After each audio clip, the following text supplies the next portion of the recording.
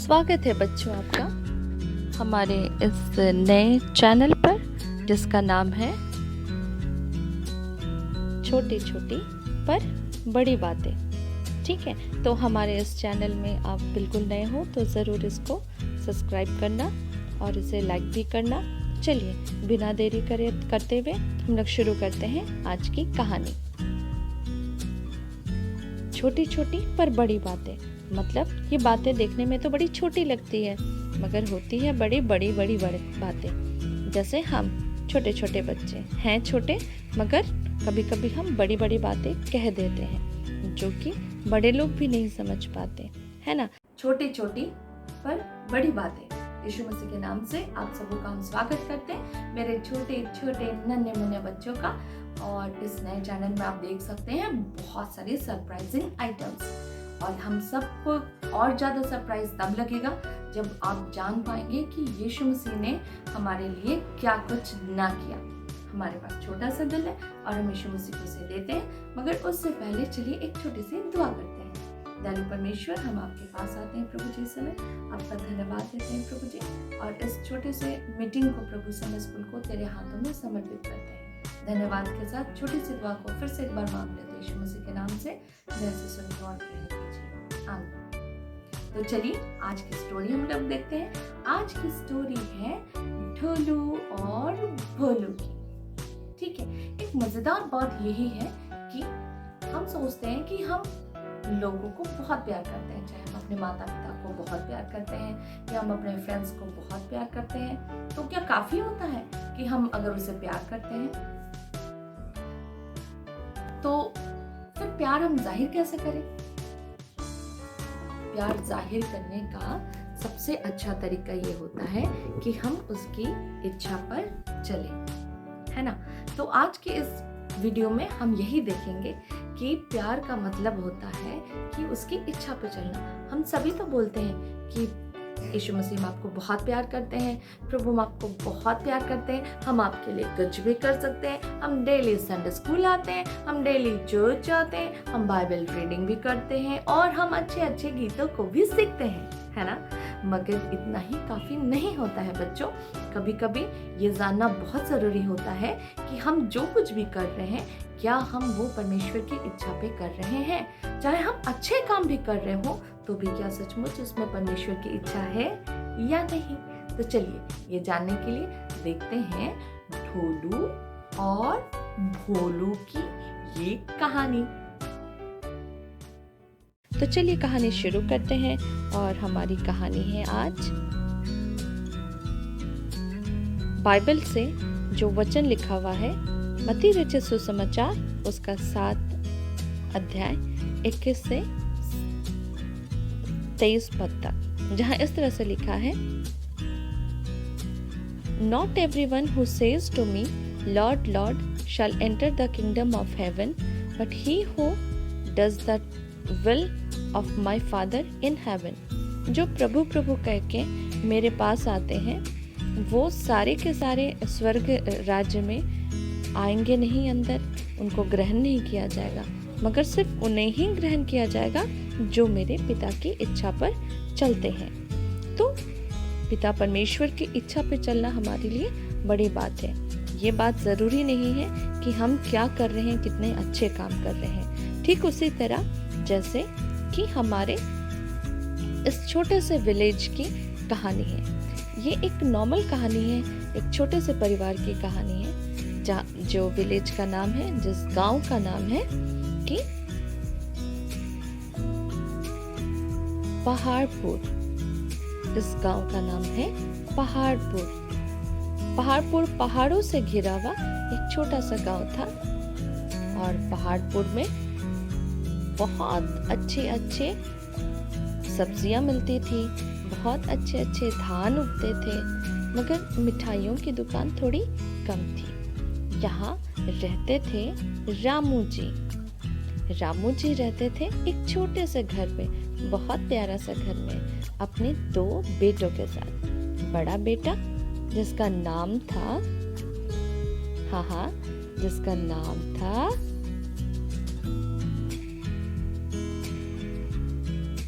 भोलू, और छोटा बेटा जिसका नाम था ढोलू। ढोलू छोटा बेटा था मगर बहुत ही स्मार्ट था। उसे घर का सारा काम आता था और वो पढ़ाई में भी अच्छा था और वो अंग्रेजी में बातें भी कर पाता था। वहीं भोलू बहुत सीधा साधा था। अक्सर वो खेत में पिताजी के साथ जाया करता था, काम करता था। और इसी समय आयोजन हुआ ढोलू के पापा के बर्थडे मनाने का। बेटा ढोलू, बेटा भोलू, तुम लोग कहाँ हो भाई? कहाँ छुपे बैठे हो? अरे जल्दी आओ, देखो मैं इसका प्लान किया हूँ अपनी जन्मदिन मनाने के खातिर। आओ आओ आओ, कहाँ हो? अरे हाँ पिताजी, हमें याद है पिताजी, आपका जन्मदिन हुआ, हमको याद हो। ठीक है, भैया को जरा फोनवा लगा रहे थे, अभी तक आया नहीं घर में, पता नहीं कहाँ रह गया मेरा भाई डोलू। अच्छा चलो, हम तो आ गए ना, चलिए। हाय, I'm Tolu, I'm back. What happened, Dad? आप मुझे ऐसे बुलाता क्यों रहता है डैड? ये मैं तो आ ही रहा था, मैं गया था थोड़ा मॉल में शॉपिंग करने के लिए। आपके गांव में रखा ही क्या है? कुछ नहीं है रे, यहाँ कुछ नहीं है। जब जाता हूँ तो ढंग का मुझे पेप्सी भी नहीं मिलता यहाँ तो। कोई बात नहीं भाई, मुझे फोन क्यों किया ब्रो? इधर कहाँ हो तुम? बर्थडे तो कल है ना, फिर आज क्यों फोन किया मुझे? भाई मैंने आपको फोन इसलिए किया ना कि एक्चुअली पिताजी के जन्म दिवस पे, बर्थडे पे मंगवाना था जलेबियाँ। उन्हें बहुत पसंद है ना, और यहाँ हमारे गांव में ये जलेबियाँ अच्छी नहीं बनती, इसलिए फ़ोन किया। ठीक है, कोई बात नहीं है, मैं साइकिल से चला जाऊंगा। रहने दे बेटा, अब ढोलू को तो रहने ही दे, इतनी बातें सुनाता है वो, रहने दे। अब मैं खुद ही जाता हूँ, जलेबियाँ लेके आता हूँ। वो शहर से जो नई जलेबी की दुकान है ना, मैं वहीं से लेके आता हूँ, तू रहने दे। नो डैड, वैसे बात नहीं, आप बोल रहे हो आप जाओगे, ओके यू गो।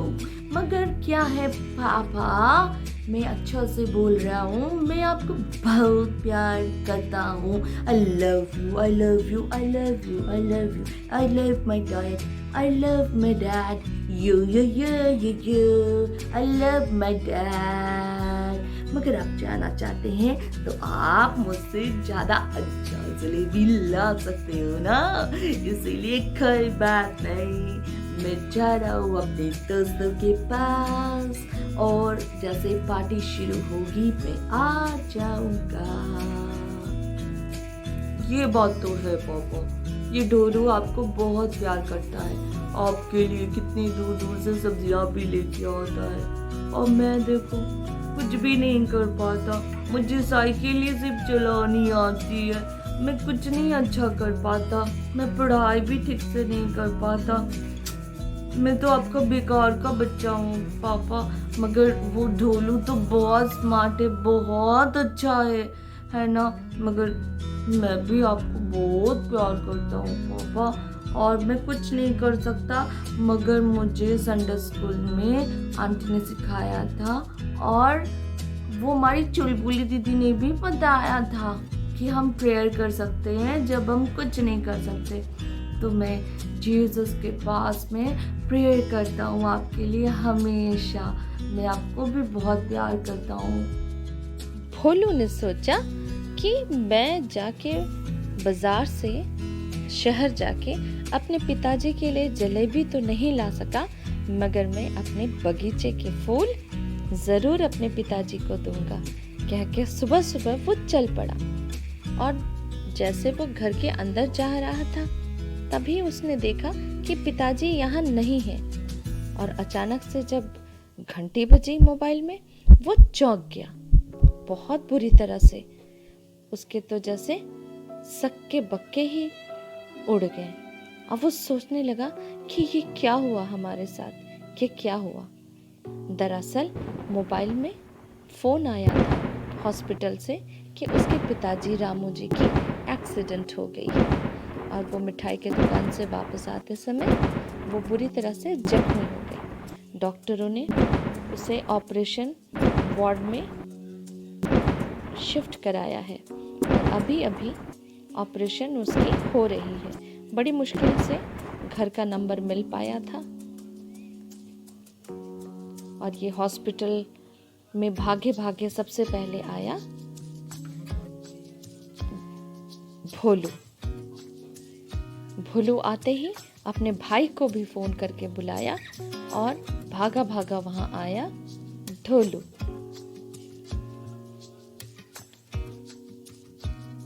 जहां ढोलू पिताजी के हर एक कामों को निपटा रहा था, दवाई लाना, सलाइन की बोतलें लाना, वहीं जो हमारा भोलू भाई था वो बैठा हुआ था अपने पिताजी के पास ताकि उसकी सेवा कर सके। और वो बैठा बैठा वहाँ प्रार्थना ही कर रहा था कि पिताजी जल्दी से ठीक हो जाए। उसे पूरा विश्वास था कि वो जब परमेश्वर से प्रार्थना करेगा तो उसके पिताजी ज़रूर जल्दी से जल्दी ठीक हो जाएंगे।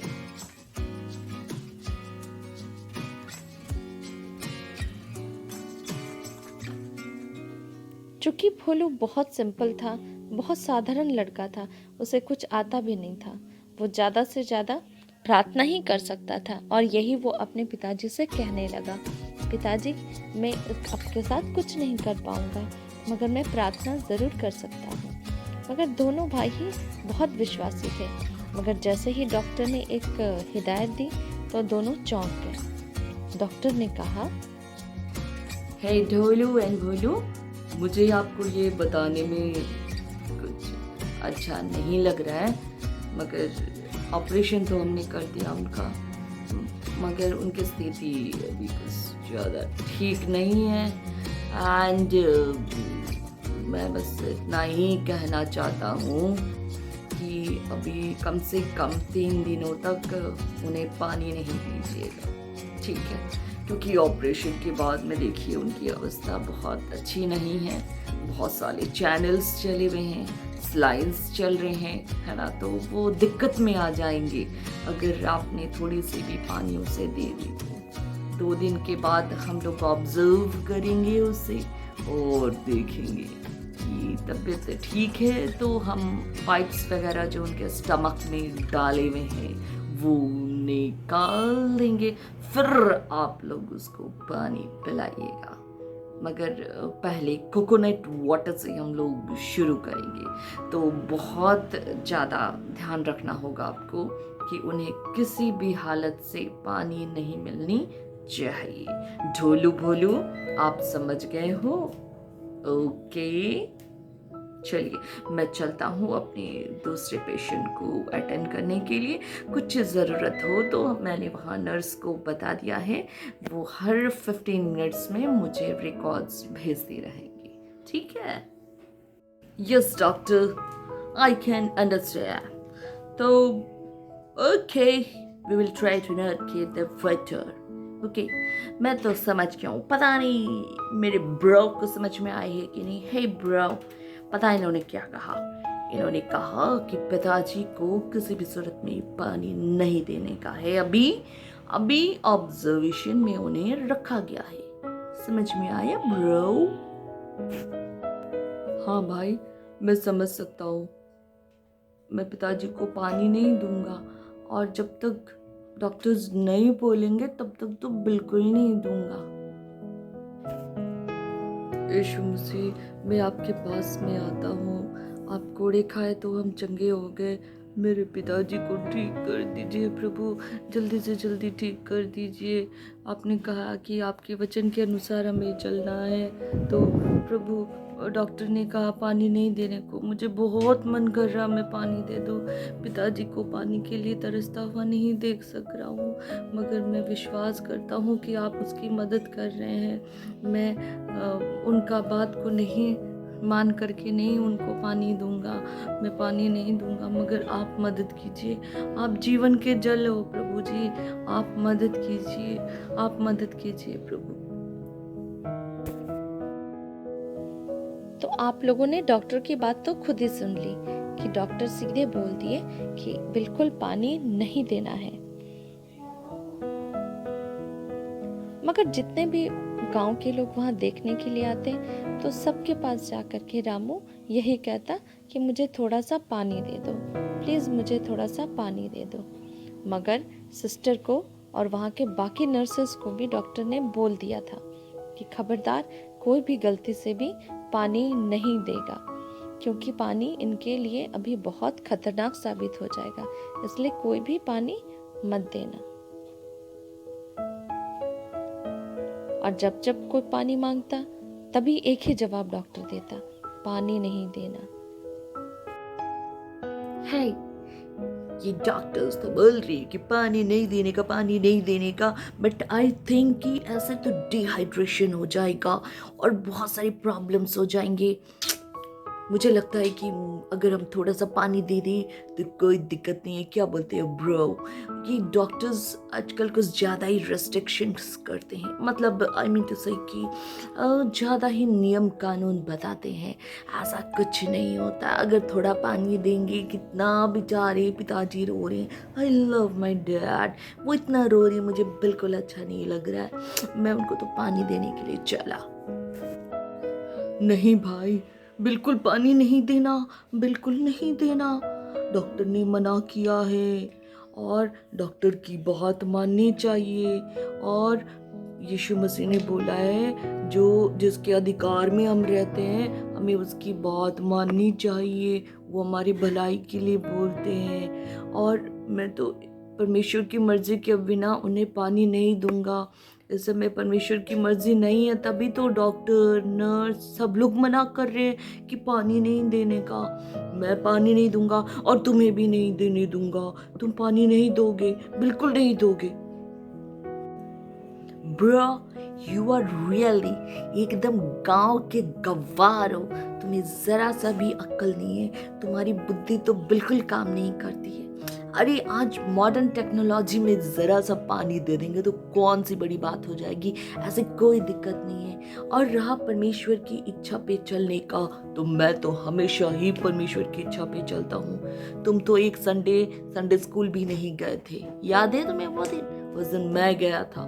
मैं हर संडे स्कूल जाता हूँ, सारे प्रोग्राम्स में पार्टिसिपेट करता हूँ। देखो मुझे गिटार बजाना भी आता है, तुम्हें तो कुछ नहीं आता। मैं परमेश्वर की मर्जी पे चलता हूँ और मुझे ऐसा लगता है इसमें परमेश्वर की मर्जी ऐसी है कि हमें अपने पिताजी की मदद करनी चाहिए और उन्हें पानी दे देना चाहिए। और इसलिए मैं पानी दूंगा, चाहे तुम कुछ भी बोलो, मैं पानी दूंगा। नहीं भाई, पानी मत दो, इस समय ऐसा नहीं करना चाहिए। डॉक्टर साहब ने मना किया है भाई, पानी मत दो पिताजी को, बिल्कुल पानी मत दो। हम लोग प्रार्थना करते हैं दोनों भाई बैठ के। चलो, यीशु मसीह जरूर हमारी प्रार्थना सुनेंगे और कुछ ना कुछ उपाय लगाएंगे, ठीक है? अरे ब्रो, परमेश्वर उसकी मदद क्यों करे जो अपनी मदद खुद नहीं करते। देखो, अपनी मदद पहले खुद करना सीखो। परमेश्वर ने तुमको पानी दिया है, तुम उसे पिला सकते हो, फिर भी तुम बैठे रहोगे और ये बोलते रहोगे ये परमेश्वर की मर्जी नहीं है, वी शुड वेट। तो बेकार की बात है। ये जाहिल तुम्हारे जैसे गंवार भाई ही ऐसा बोल सकते हैं। मैं 2 मिनट के लिए बाहर जाना था मुझे, मगर अनफॉर्चुनेटली अभी मैं नहीं जा पाऊँगा। तुम एक मेरी छोटी सी काम कर दो, एक काम करो, नारियल की पानी ज़रा खरीद के ले आओगे? पिताजी को नारियल का पानी पिलाना है ना, जाओ। पिताजी के लिए बड़े भाई खरीद के लाओ ब्रो एक नारियल।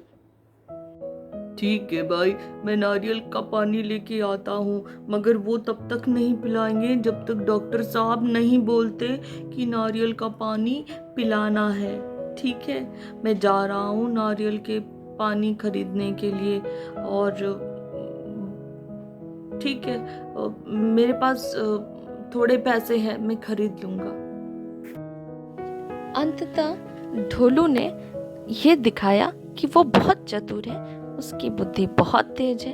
अगर थोड़ा सा पानी भी दे दिया जाए तो कोई दिक्कत नहीं है। उसने अपने पिताजी को, जब भोलू चला गया डाब का पानी लाने अर्थात नारियल का पानी लाने, तब तक उसने चुपके से, उसके पिताजी ने फिर से पानी मांगा कि पानी दे दो, पानी दे दो। तो वो सोचा कि मैं ज़्यादा इंटेलिजेंट हूँ और अपने पिताजी को बहुत प्यार करता हूँ और केयर भी करता हूँ, इसलिए मैं फटाफट पानी दे देता हूँ, कोई दिक्कत नहीं है। और उसने पानी का ग्लास उठाया और अपने पिताजी को देने के लिए बढ़ाया। और उसके पिताजी तो उठ भी नहीं सकते थे, मगर उसने मुंह को धीरे से खोल के पानी उसको पिला दिया। मगर जैसे पानी पिलाया वैसे ही उसके पिताजी की तबीयत बहुत ही बिगड़ने लगी। हम सब जैसे जानते हैं, वचन में लिखा है, light itself has flashed up for the righteous one. तो हम सबको पता है कि वचन हमें यह साफ बताती कि हमें ओबीडियंट होना चाहिए। हम परमेश्वर के नज़र में, परमेश्वर की आज्ञाकारिता में आगे बढ़ते हैं कि नहीं। अच्छे काम तो बहुत है बच्चों, चाहे दूसरों को पानी पिलाना, वो तो ये भी बोल सकता था ढोलू कि हाँ, पानी पिलाना तो पुण्य का काम होता है, अच्छी बात होती है, उससे रोक क्यों लगा रहा, और थोड़ा सा पानी पिला देंगे तो क्या चला जाएगा। वैसे हमारी ज़िंदगी में भी हम लोग बहुत सारे अच्छे काम करते हैं, मगर उसमें से कितने काम ऐसे होते हैं जो परमेश्वर की मर्जी से होते हैं। आप ही बताइए, पानी पिलाने का काम किसी को तो अच्छा काम है, पुण्य का काम है, जिससे सबको अच्छाई मिलता है।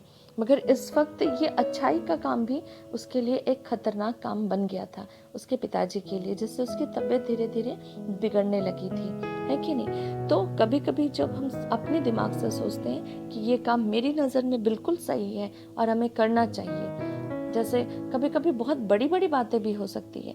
मान लीजिए आपको चर्च में या संडे स्कूल में या सबके सामने कोई गाना गाना है और आप सोच रहे हैं कि ये गाना इस समय बेस्ट गाना है, आप गाने चले गए, मगर आपने परमेश्वर की मर्जी नहीं पूछी कि क्या प्रभु मैं ये गाना गाऊं या नहीं गाऊं। हो सकता है कि आपके गाना गाने से आप ही को सबसे ज़्यादा तकलीफ हो जाएगी। तो हर बातों में, चाहे वो अच्छी हो चाहे वो बुरी हो, मगर परमेश्वर की राय जान लेना हम लोगों के लिए बहुत ज़्यादा ज़रूरी है। आज के युग में जब हम ट्रैवल कर रहे हैं, हम जब अंत के दिनों में पहुंच रहे हैं, जब यीशु मसीह हमें लेने के लिए बहुत जल्दी आने वाले हैं, तो बहुत ही ज़्यादा हमें संभल के अपने जीवन को जीने की ज़रूरत है। हम अच्छे काम बोलकर बहुत सारी ऐसा बात हम लोग करते हैं कि हम अच्छे काम ही तो कर रहे हैं, इसमें गलत क्या है, हम थोड़ा सा ही तो कर रहे हैं, इसमें गलत क्या है, हम ज़्यादा तो नहीं किए हैं ना, तो इसमें गलत क्या है। मगर गलत बच्चों उतना ही है कि हम परमेश्वर की मर्जी पर अपने ज़िंदगी को नहीं गुजार रहे हैं। सुबह से लेकर शाम तक अगर आप काउंट करके देखें कि कितने काम ऐसे हैं जिससे हम परमेश्वर की मर्जी के अनुसार ही गुजार पा रहे हैं। मैंने मना किया था ना आप लोगों को पानी देने से। देखिए इनकी तबीयत कितनी बिगड़ चुकी है, यू डोंट नो। हाँ, आपको पता नहीं है, ऑपरेशन के तुरंत बाद में पानी नहीं दिया जाता है। देखिए इनकी तबीयत कितनी बिगड़ रही है। अब इनको तो बस आप खुदा से प्रार्थना कीजिए कि वो उसको बचा ले, मगर इनकी तबीयत अभी बहुत नाजुक हो चुकी है। सब लोग बैठ के प्रार्थना कीजिए कि उसके पिताजी बच जाए। मगर आपने बेटा ढोलू, आपने बहुत गलत काम किया है। आपने ना मेरी आज्ञा मानी ना ईश्वर की आज्ञा मानी। आपको क्या लगता है हम लोग आपको गलत सजेशंस देते, गलत बातें बताते, आपकी भलाई की बातें बताए थे? आपने बहुत गलत काम किया है। You are disobedient boy, you are disobedient boy. आप देख सकते हैं यहाँ पर आकर के लास्ट में जो हमारा ढोलू है, उसके पापा बहुत ज़्यादा सीरियस हो जाते हैं और परमेश्वर से प्रार्थना करने के लिए डॉक्टर बोल दिया होता है, तब वो सॉरी डैड करके बोल रहा है बहुत बुरी तरह से। मगर कभी कभी स्थिति हमारे साथ भी ऐसे ही हो जाती है। हम लोग अपने ओवर कॉन्फिडेंट की वजह से ये सोचते हैं कि हमने अच्छा किया तो उसमें बुरा क्या है। तो हम परमेश्वर का के जो आंसर्स हैं, परमेश्वर का जो रिप्लाई है, परमेश्वर का जो जवाब है, हम क्यों नहीं उसके साथ में थोड़ा सा रुकते हैं, उसके लिए इंतज़ार करते हैं। हम बहुत फटाफट अपनी काम करने लगते हैं। तो इस कहानी से हमें यही शिक्षा मिलती है बच्चों कि किसी भी तरह हमें परमेश्वर के वचनों पे चलना, और सबसे बड़ी बात कि उसकी आज्ञाओं को मानना और उसकी मंजूरी को मानने के बाद ही हमें अपना कदम उठाना चाहिए। ये नहीं कि ये सही है, मगर सही तो सब कुछ सही होता है, मगर उसमें ईश्वर से ज़रूर प्रार्थना में पूछना चाहिए कि प्रभु आपकी मर्जी है तो आप बताइए। परमेश्वर हमसे बातें करते हैं, परमेश्वर का वचन जीवित है और अपने जीवित वचनों से वो बातें करते हैं। कभी कभी वो लोगों के माध्यम से भी बातें करते हैं, कभी कभी आप ऐसे लोग को जिन्हें आप नहीं पहचानते उनके बीच में भी वो बातें करते हैं, कभी कभी सिचुएशंस के माध्यम से बातें करते हैं। और परमेश्वर तरह तरह के उपाय ढूंढते हैं कि आपसे वो बातें करें, मगर आपको वक्त देना है परमेश्वर को ताकि आप बात करो। मोबाइल में अगर आप फ़ोन करते हैं आपके फ्रेंड को और अगर टाइम नहीं देते तो सिर्फ अपनी बात ही आप बोल पाएंगे, उसकी बात सुनने के लिए आपको वेट करना पड़ता है, अपने मुंह को बंद रखना पड़ता है ताकि उनका रिप्लाई आप सुन सकें कि वो क्या बोल रहे हैं। तो परमेश्वर भी हमसे बातें करना चाहते हैं, वो चाहते हैं कि हमसे वो बातें करें और हमें बताएं कि हमें क्या करना चाहिए और क्या नहीं। मगर आज इतनी फास्ट हमारी ज़िंदगी हो गई है कि हम परमेश्वर के रिप्लाई के लिए रुकते ही नहीं हैं। प्यारे बच्चों, मैं चाहूँगी जब आप इस स्टोरी को देख रहे हैं तो एक बार अपने दिल से, अपनी आत्मा से पूछें कि आज दिन भर में आपने जो भी काम किए हैं उसमें से कितने काम ऐसे हैं जिसके लिए कन्फर्म परमेश्वर आपको बोले हैं करो, और कितने काम आपने परमेश्वर से पूछ कर किए हैं। ज़्यादातर हम लोग उसी तरह का काम करते हैं कि हम काम कर लेते हैं और परमेश्वर को बोलते हैं कि परमेश्वर मेरी मदद कीजिए। जैसे कि मैं बाहर जा रहा हूँ, परमेश्वर प्लीज़ मेरे साथ रहिए। हम अगर पूछते नहीं हैं परमेश्वर से कि परमेश्वर मैं इस वक्त बाहर जाऊँ या नहीं जाऊँ, तो ये तो अच्छी बात नहीं है ना। उसके बाद हमारे साथ कुछ हादसा हो जाता है तो फिर हम यही सोचते हैं कि हम तो परमेश्वर को बता के गए थे, प्रार्थना करके गए थे, फिर भी मेरे साथ ऐसा क्यों हुआ। परमेश्वर तो अपने बच्चों को बहुत सुरक्षित रखते हैं और संभाल के रखते हैं, आपको बड़े हादसों से। तो बच्चों देखिए आप, ये कितनी अनोखी बात है और ये कितनी अजीब ही बात है ना, कि हमें बहुत बार पता भी नहीं चलता, क्या पता नहीं चलता कि हम कुछ अच्छे काम भी कर रहे हों तो भी क्या वो परमेश्वर की इच्छा है या नहीं है। बहुत बार तो हम ये सोचते हैं कि जो भी हम अच्छे काम कर रहे हो, चाहे हम संडे स्कूल में कर रहे हो, चाहे हम अपने चर्चेस में कर रहे हो, चाहे हम स्कूल में कर रहे हो, चाहे हम अपने घर में कर रहे हो, मगर अच्छे काम तो अच्छे काम होते हैं भाई, किसी की भलाई के लिए ही होती है। तो क्या है उसमें परमेश्वर की इच्छा पूछना? नहीं बच्चों, मगर उसमें भी परमेश्वर की इच्छा जानना हमारे लिए बहुत ज़रूरी होता है। कभी कभी परमेश्वर नहीं चाहता कि वो अच्छे काम जो हमारी दृष्टि में अच्छे होते हैं हम करें, है ना। देखा ना आपने कैसे किया हमारे ढोलू ने, बताइए ऐसा करना चाहिए था क्या? जब डॉक्टर ने मना किया था उसे कि पानी नहीं देना है तो नहीं देना है, वो सोचा कि मैं बहुत भले का काम कर रहा हूँ, मैं बहुत अच्छा काम कर रहा हूँ। इसे तो मेरे दृष्टि में क्या बोलते हैं, ओवर कॉन्फिडेंट। तो हमें ओवर कॉन्फिडेंट बच्चे नहीं बनना है, हमें कॉन्फिडेंट बच्चे बनना है। और ये बात हमें जाना चाहिए कि परमेश्वर ने हमें ये करने की आज्ञा दी है या नहीं। अगर हम कंफ्यूज हैं तो 3 बातें आप कर सकते हैं। पहला, आप प्रार्थना करके वेट करो परमेश्वर के जवाब को जानने के लिए। दूसरा, जवाब जब तक ना मिले आप वचनों का अध्ययन करो, और परमेश्वर जवाब बहुत तरीकों से देते हैं, कभी किसी के माध्यम से, कभी वचनों से, कभी कहीं से भी। तो आप जवाब का वेट करें। वेट करना कभी कभी बहुत ही बोरिंग का काम होता है, मगर परमेश्वर का वचन हमेशा ये हमें सिखाता है कि weight upon the Lord for the correct time and the correct answer. तो हम परमेश्वर के ऊपर में आश्रित रहना सीखें, हम परमेश्वर के ऊपर में वेट करना सीखें जब तक कि हमें जवाब ना मिल जाए कि ये करना चाहिए या नहीं। और पवित्र आत्मा आपको ज़रूर अगुवाई करेगा। अगर इंस्टेंटली आपको मदद करने की ज़रूरत है किसी को, तुरंत आपके अंदर में परमेश्वर का आत्मा जो है वो बोलेगा हाँ गो एंड डू। हमें पवित्र आत्मा की बातों को समझने वाले बन जाना चाहिए। ज़्यादा वचन पढ़ने और ज़्यादा बाइबल पढ़ने और परमेश्वर की इच्छा पे चलने से पवित्र आत्मा बहुत खुश हो जाते हैं, और क्या है वो हमेशा हमसे बातें करते रहते हैं। तो ये एपिसोड आपको कैसा लगा आप ज़रूर बताइए, और हम लोग फिर से संडे अपने छोटी छोटी पर बड़ी बातों में फिर से हाजिर होंगे। तब तक ये वचन याद रखिएगा, कौन सा वचन, और नीचे कमेंट बॉक्स में ज़रूर लिख दीजिएगा। वचन है कि प्रभु प्रभु करके बहुत लोग होते हैं जो परमेश्वर के पास उस दिन आएंगे, मगर वो उन सब से कहेगा कि मैं तुम्हें सच सच कहता हूँ कि मैं तुम्हें नहीं पहचानता, क्योंकि तुम मेरी इच्छा पे नहीं चले हो। तो आप ऐसे बच्चे नहीं बनना चाहते ना, तो इसलिए परमेश्वर की मर्जी पे चलना शुरू कीजिए। ओवर कॉन्फिडेंट मत होइए। कभी कभी हम अच्छे काम करते हैं और ओवर कॉन्फिडेंट हो जाते हैं और सोचते हैं कि हमें फल अच्छा क्यों नहीं मिला, हमारे रिजल्ट अच्छे क्यों नहीं आए, हमने तो अच्छा ही किया था। मगर ये तो ओवर कॉन्फिडेंट की बात है। तो चलिए आज के लिए बस इतना ही। होप करती हूँ कि आप सब लोग बहुत अच्छे रहेंगे और यीशु मसीह आप लोग के साथ रहेंगे। पवित्र आत्मा आप लोग की लीडिंग करेंगे, आपकी मदद करेंगे, ताकि आप अपना हर एक फैसला परमेश्वर की मर्जी से ले सको। और सबसे इम्पोर्टेंट बात कि आप दूसरों को खुश रखेंगे और खुद भी बहुत खुश रहेंगे, कभी निराश नहीं होंगे। तो दोबारा मिलने तक tata, bye bye, praise the Lord.